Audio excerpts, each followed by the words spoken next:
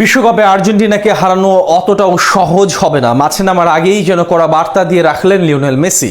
জানিয়ে রাখলেন চাইলেই হারানো যাবে না স্কালোনি শিষ্যদের। তবে কি আবারও সোনালী ট্রফিটি উঁচিয়ে ধরবে বিশ্ব চ্যাম্পিয়ন আর্জেন্টিনা নিজের ষষ্ঠ বিশ্বকাপে মাঠে নামার আগে? তবে কি এমন বার্তা জানালেন মেসি, সেটা নিয়ে বিস্তারিত জানবো প্রতিবেদনে।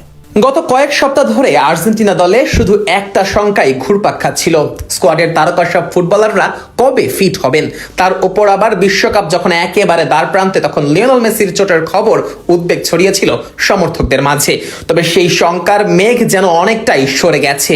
মেসি মাঠে নেমেছেন, পেয়েছেন গোলের দেখাও, আর ম্যাচ শেষে জানিয়ে দিয়েছেন বিশ্বকাপে তাদের হারানো প্রতিপক্ষের জন্য মোটেই সহজ হবে না।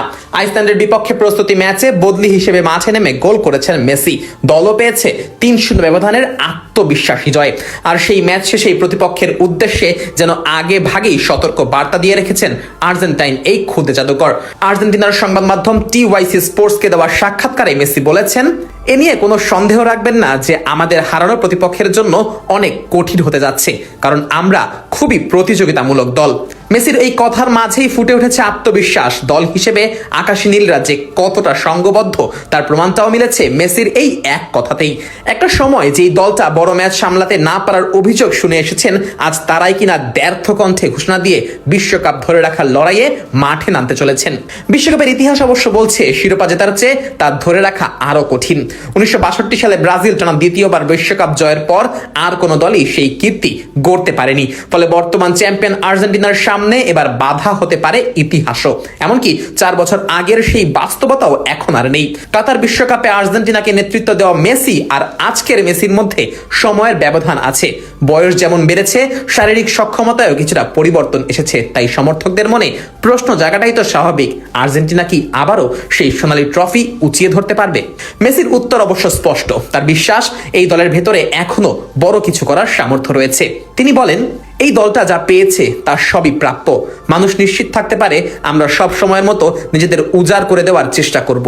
কখনো সফল হব, কখনো হব না, কিন্তু সাম্প্রতিক বছরগুলোতে আমরা ইতিবাচক ফল পেয়েছি।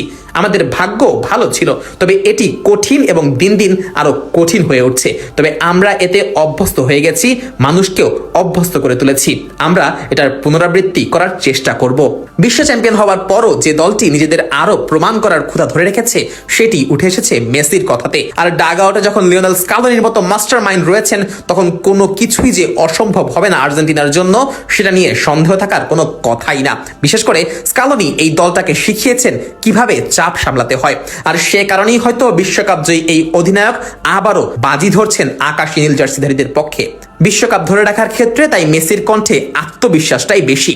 সেটাই হয়তো মেসি আবারও মনে করিয়ে দিলেন, এই দল বহু বাধা পেরিয়ে এসেছে, বহুবার নিজেদের প্রমাণ করেছে। তাই বিশ্বকাপের মঞ্চে তাদের হারাতে চাইলে প্রতিপক্ষকে দিতে হবে তাদের সর্বোচ্চটাই।